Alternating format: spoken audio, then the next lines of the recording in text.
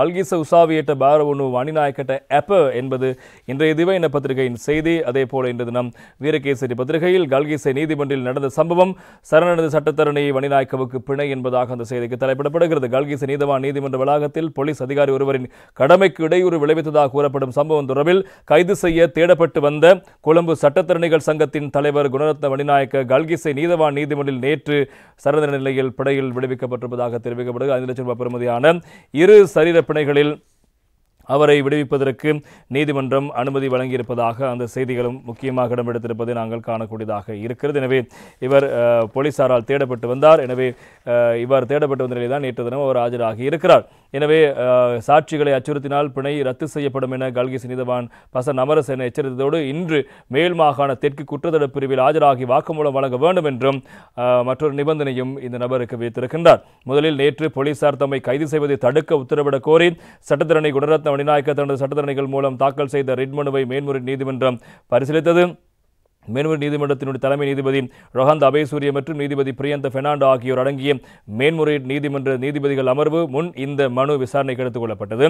அப்போது மனுதாரான சட்டத்தரணி குணரத்ன வணிநாயக்க சார்பில் ஆஜரான ஜனாப சட்டத்தரணி பாயிஸ் முஸ்தபா, நீதிபதிகளே, எனது சேவை பெறுநர் விசாரணைகளுக்கு உதவ தயாராக உள்ளார்.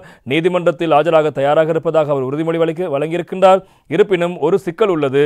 அவர் நீதிமன்றத்தில் ஆஜராவதற்கு முன்பே போலீசார் அவரை கைது செய்ய கூடிய சூழல் காணப்படுகிறது என்பதை கவனத்தில் கொள்ள வேண்டும். எனவே நீதிமன்றத்தில் ஆஜராகும் வரை எனது சேவை பெறுநரை கைது செய்வதை தடுக்க இடைக்கால தடை உத்தரவை பிறப்பிக்க வேண்டும் என ஜனாப சட்டத்தரணி பாயிஸ் முஸ்தபா அவர்கள் நீதிமன்றத்தை கோரினார். அதன் பின்னர் இலங்கை சட்டத்தரணிகள் சங்கத்தின் சார்பாக ஆஜரான ஜனாப சட்டத்தரணியாக சட்டத்தரணி ரியான்சி அரசகுலரத்ன நீதிமன்றில் பின்வரும் விடயங்களை முன்வைத்திருந்தார். போலீசார் முறையான சட்ட நடைமுறைகளை பின்பற்றாமல் மனுதாரரை கைது செய்ய தயாராகி வருகிறார்கள். அது முற்றிலும் தவறு. அவரை கைது செய்ய சமர்ப்பிக்கப்பட்ட பி அறிக்கையில் நியாயமான ஆதாரங்கள் எதுவும் இல்லை.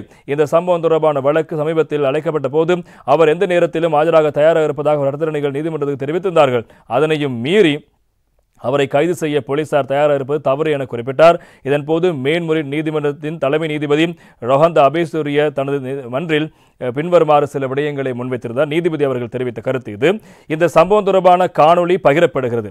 இதில் உள்ள நிலைமை மிகவும் வருத்தம் அளிக்கிறது. சட்டத்தரணி தொழிலின் கௌரவத்தை பாதுகாக்க ஒழுக்கத்தை பேணுவது மிகவும் முக்கியம். இல்லையெனில் இந்த தொழிலின் கௌரவம் அளிக்கப்படும். இது போன்ற செயல்பாடுகளை மன்னிக்க முடியாது. இன்று இளம் சட்டத்தரணிகள் ஒரு பெரிய சமூகம் இருக்கிறது. அவர்கள் இது போன்ற நடவடிக்கைகளை ஒரு முன்னுதாரணமாக எடுத்துக்கொண்டால் ஆபத்தான சூழ்நிலை ஏற்படலாம் என்பதாக நீதிபதி தெரிவித்தார். அப்போது இலங்கை சட்டத்தரணிகள் சங்கத்தின் தலைவர் ராஜு அமரசூரிய நீதிமன்றில் விடயங்களை முன்வைத்தார். இது போன்ற செயல்களை நாங்கள் அங்கீகரிக்கவில்லை. இருப்பினும் இந்த சம்பவத்தில் போலீசார் நியாயமாக செயல்பட வேண்டும். சரியான சட்ட நடைமுறைகளை பின்பற்ற வேண்டும். போலீசாரால் அதை தாண்டி சென்று செயல்பட முடியாது. இந்த வழக்கில் மனுதாரருக்கு சட்ட பாதுகாப்பை வழங்க நாங்கள் தலையிடுகிறோம். மனுதாரர் நீதிமன்றில் ஆஜராக தயாராக இருப்பதாக உறுதிமொழி அளித்திருக்கின்றார். அந்த வழக்கில் அவரை கைது செய்ய வேண்டிய அவசியமில்லை என அவர் தெரிவித்தார். அதற்கு பிறகு பிரதிவாதி சார்பில் ஆஜரான சொலிசிட்டர் ஜெனரல் ஜனக பண்டார நீதிமன்றத்தில் வாதங்களை முன்வைத்தார். போலீசார் நடத்தும் விசாரணைகளில் நாங்கள் தலையிடும் நிலை இல்லை, அவ்வாறு செய்யவும் கூடாது. மனுதாரர் நீதிமன்றில் சரணடைய வரை கைது செய்ய மாட்டோம் என்று நீதிமன்றத்தில் உறுதிமொழி அளிக்கும் நிலையில் நாங்கள் இல்லை. இருப்பினும் மனுதாரர் நீதிமன்றில் ஆஜராவதாக ஏற்கனவே கூறியிருக்கிறார். அவர் நீதிமன்றில் ஆஜரானால் நீதவான் பொருத்தமான முடிவை எடுக்க முடியும் என சொலிசிட்டர் ஜெனரல் அவர்கள் நேற்று தினம் வாதிட்டார். மீண்டும் மனுதாரர் சட்டத்தரணியான பாயிஸ் முஸ்தபா நீதிமன்ற விடயங்களை முன்வைக்கும் போது தனது சேவை பெறுநர் விரைவில் நீதவான் நீதிமன்றில் ஆஜராக தயாராக இருக்கிறார். அவர் நீதிமன்றில் ஆஜராகும் வரை அவரை கைது செய்ய தடுக்கும் ஒரு குறுகிய உத்தரவை பிறப்பிப்பது பொருத்தமானது தெரிவித்தார். அப்போது மேன்முறையீட்டு நீதிமன்ற தலைமை நீதிபதி ரோஹத் அபேசூரி திறந்த மன்றில் சில விடயங்களை தெரிவித்தார். ஒரு நபரை கைது செய்வது அல்லது கைது செய்யாது குறித்து உத்தரவுகளை பிறப்பிக்க எங்கள் நீதிமன்றத்துக்கு அதிகாரம் இல்லை. விசாரணை அதிகாரிகள் இது தொடர்பாக முடிவுகளை எடுக்க வேண்டும். இந்த சம்பவம் சட்டத்துறையிலும் பொதுமக்களிடையும் மிகுந்த கவனத்தை ஈர்த்திருக்கிறது. நீதிமன்றில் சமர்ப்பிக்கப்பட்ட பி அறிக்கைகள் மற்றும் ஊடக அறிக்கைகளின் அடிப்படையில் கோரப்பட்ட இடைக்கால உத்தரவுகளை எவ்வாறு பிறப்பிக்க முடியும்? அத்தகைய இடைக்கால உத்தரவு வழங்கப்பட்டால் தவறான முன்னுதாரணங்கள் தோன்றக்கூடும். அது பொருத்தமானது அல்ல.